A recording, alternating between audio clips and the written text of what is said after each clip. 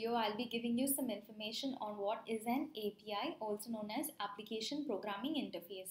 So this will be helpful for you if you're a developer or if you're just fresher and wanting to know what is API, and also if you're a business analyst, because it's always good to have some understanding of what APIs are, because now almost every business uses APIs, and that's why I thought I can take a video on this. So let's get into it.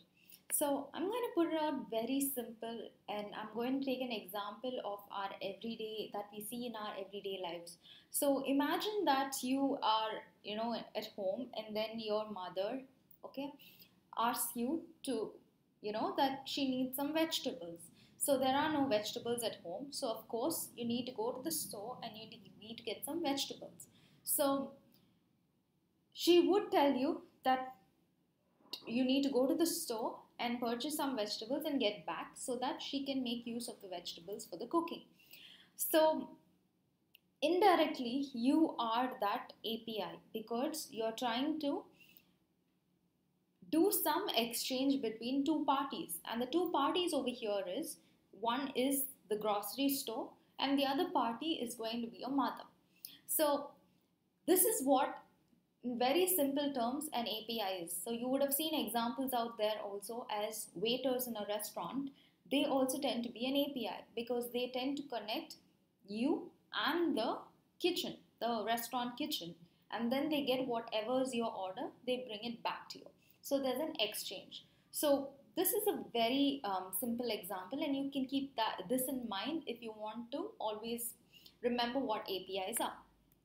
So if you see, let's say Susan's mother is in need of fresh vegetables.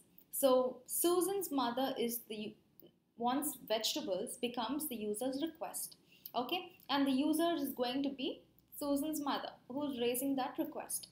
The grocery store is going to be, let's say, an application source. If you go into technicality, let's say the grocery store has some information, would have some data that we want to consume. So vegetables, imagine them to be data or information, and the grocery store, imagine it to be another application source. So Susan's mother becomes the user, and then you have the user request, you have the source from which information needs to be gathered. Then the groceries that you buy, the vegetables, become the data, and you indirectly, you become the API. So these are the different elements that are involved for an API and what happens in an API request. So now to get into the exact definition of what an API is.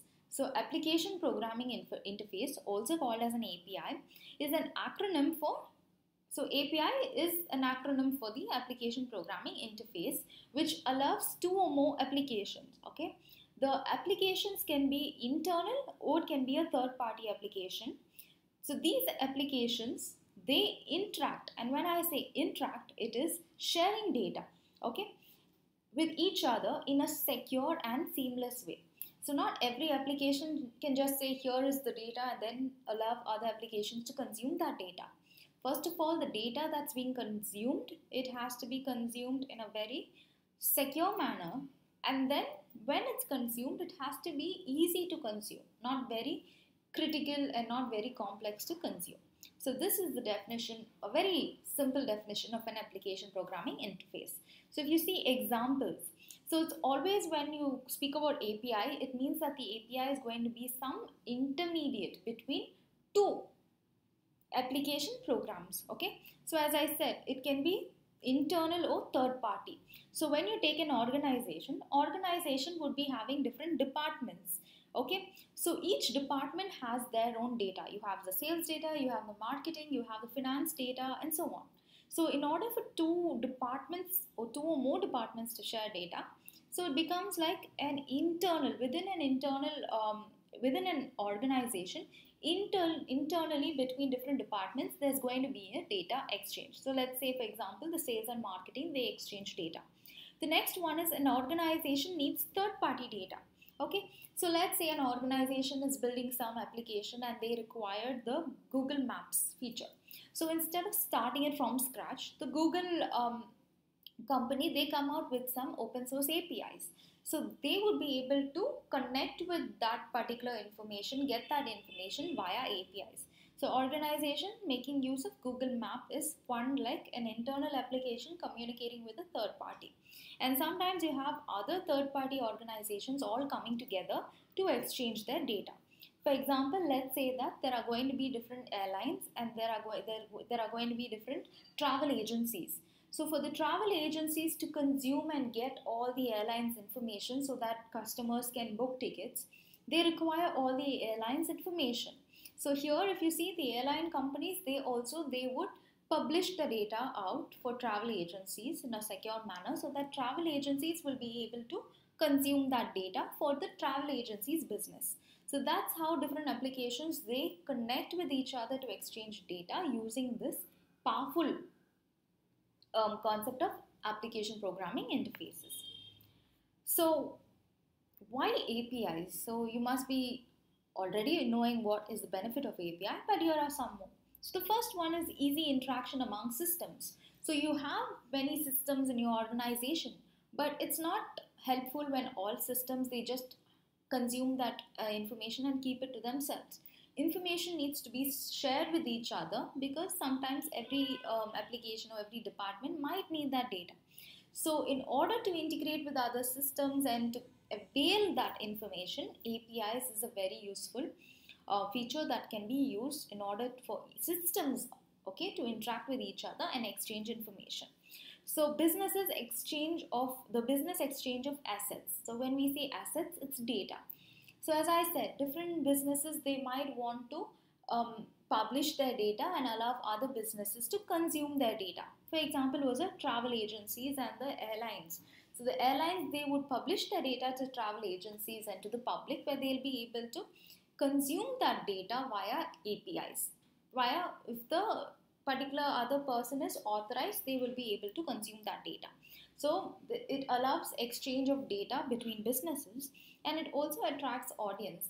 So this was something that I found out. So when a business they want to first attract audience, first what they do is they come out and they publish, like let's say the Google Maps. So you have a limited amount of features with the Google Map that you can avail using open source API. But if you want more features, then you need to purchase it. So that's something that you can do. So businesses initially, in order to attract, to go to the public, in order for public to know, in order for public to use and see what is the feature, how well their data is being used, its APIs prove to be helpful. So once people, really see how the maps are working and stuff, then they can use more advanced, APIs and stuff like that to access more advanced features. The next one is it saves costs and time. So instead of businesses starting everything from scratch, they can use APIs in order to access information through other applications. And the last one is it encourages innovation. So since there's information available and once you have authorization to access that information using APIs, you can become more innovative, since when you have data you can create something and you can that can be for an trying to build a new application, or it can be for anything. So it encourages innovation also.